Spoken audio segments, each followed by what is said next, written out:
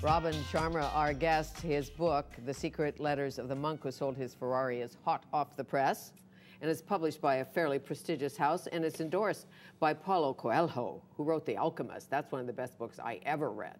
It's a great book. Aside from that other monk book. It's a great book, and he's someone I've admired, and you know, I hope this comes out the right way, but I had the privilege of having dinner with him a little while ago, and it was fascinating. I mean, having conversations with people you find interesting, isn't that awesome? What do you talk about when you're sitting down with him? Well, we had a great meal. We had some good wine, and we talked about publishing, and we talked about philosophy, and we talked about life and technology and traveling and all those exciting things. Okay, so speaking of traveling, in this book, the nephew goes a-traveling.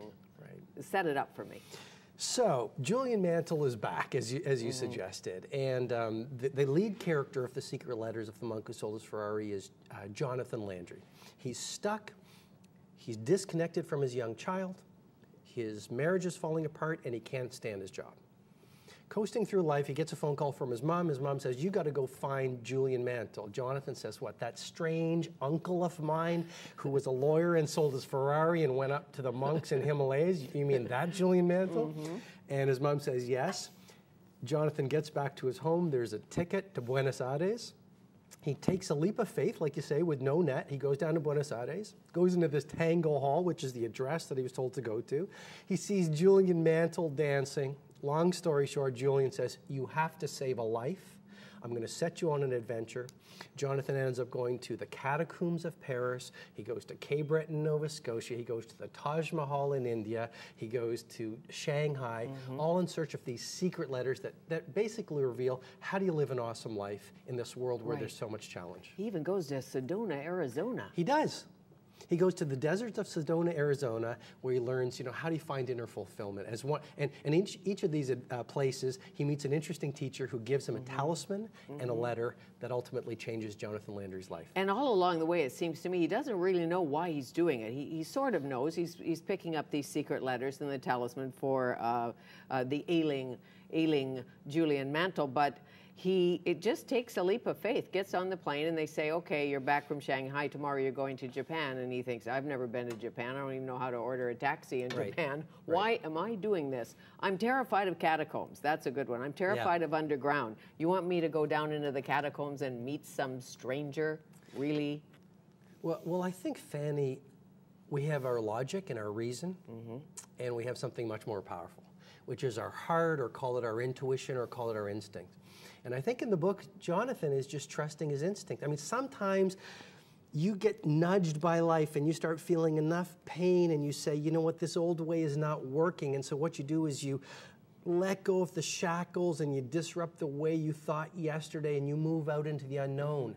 And that's really what The Secret Letters is all about. It's about letting go of the way you used to think and the way you used to live, even though it might be comfortable, because ultimately, each of us know inside there's something better out there for us. The sad thing is, most people stick to the comfort zone until they get to the end and say, you know what, I've postponed living and I missed out on life.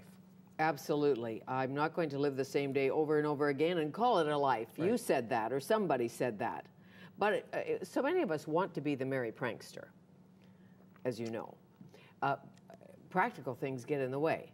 Got a husband, 2 kids, 5 dogs, a job. You think, I cannot just like take off, go to Shanghai, Sedona in search of meaning. That's true. And a lot of people say that. They read my books and they say, well, I've got a mortgage and what you say sounds really romantic, but I've got the dog to walk and the bills to pay. And I'm not suggesting, I mean, some people will read the book or hear this interview and say, you know what, I'm tired of playing small. I'm going to go be an artist and live on Vancouver Island or wherever it is, or go to Sedona and travel the world. And a lot of other people are going to say, I'm going to take some hedge risks. And I liked what Fanny and Robin said. And I still have a mortgage to pay and I still have bills to pay, just like I have bills to pay. Sure. But what could be more practical than living your own life? What could be more practical than taking care of your health? What could be more practical than doing your dreams? What could be more practical than starting to overcome your fears so you take back your confidence? this book and what I talk about is so practical. What's impractical is buying into a definition of success that the world sells to you that ultimately breaks your heart when you get to the end of your life. That, to me, is not being practical. Not being practical. And my grandfather used to say, tell me why you can. Right. Not why you can't. Tell me why you can. And you suggest in here, big time, to embrace our fears. What holds us back? You know, walking through fear. What is it? Well, it starts with excuses. You know, I mean, someone once said, beneath every excuse lives a fear. So Rudyard Kipling said, we all have 1,000 excuses, but not, we all have 1,000,000 excuses, but not a single reason. So what holds us back ultimately? Good. That's a good line, right? Yeah, Kipling was good. Kipling was very good, much better than I am, you know? And I mean, we make these excuses and we recite them for our lives, and then ultimately we believe them to be true. And one of the best things I can suggest to anyone is the thing that most frightens you is the thing you most have to do first. Like going down to the catacombs. Well, in the or book, under the water, or whatever it is. Face your fears, physically and mentally. I understand that, and I know it works. It's just tough to do some days. How about living with kindness? Well, that's one of my favorite topics. Why? Because look at this world. We've never had so much technology, and we've never lost so much humanity. And I want to write a book on this, because whatever happened to please, whatever happened to thank you, whatever happened to looking people in the eye when you don't even know them in a coffee shop and smiling at them and having a quick conversation, whatever happened to letting people ahead of you in traffic, whatever happened to those simple acts of decency that create humanity. No matter how small the act is, it's never insignificant. It's true, and that you point that out in The Secret Letters. I love the story about the miners, about the miners of Nova Scotia. Yes. When he goes to Cape Breton, yes, really, specifically. And a miner knows that the other miners have to take care of you and you have to take care of them. It's a code in the mine. It is a code in the mine, and I think it's a code in the world, which is ultimately we are all members of one family. And some people might be listening and say, okay, Robin, that sounds great. Let's hold hands and sing Kumbaya. Yeah. But ultimately, we are all connected at some level, and it's great. You know, I love technology. I've got my iPhone and my BlackBerry and all that. But it's a great servant. It's a terrible master. And I think a lot of technology is new for us in society. Facebook is relatively new. Twitter is relatively new. The internet is only roughly 25 years old, so a lot of us have lost sight of what's most important, and technology is there to serve us, but what's more important than conversations, and what's more important than understanding that, you know, those simple acts of kindness are what connects us. And even in business is about relationships. It's not just about technology. Absolutely, and as you suggest, we are more connected today than ever, but we're not connected. Well, it's true. As humans, we're connected, but we're not connected. Does that make sense?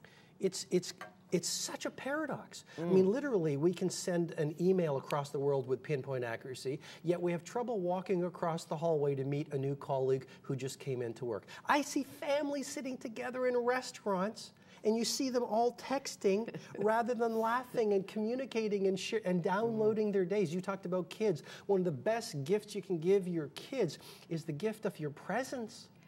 True, and in our day, the TV was on, right? Dad was watching the football. Right. But maybe in my day, but there's always something to interrupt the communication between humans. Too much, I think. So the purpose of life, you say, is to love. Truly. The purpose of life, I think, and in the last chapter of The Secret Letters, I really get at it. But I think there's three things in particular. Number one, when you strip it all away, it's not about making money, which is fine.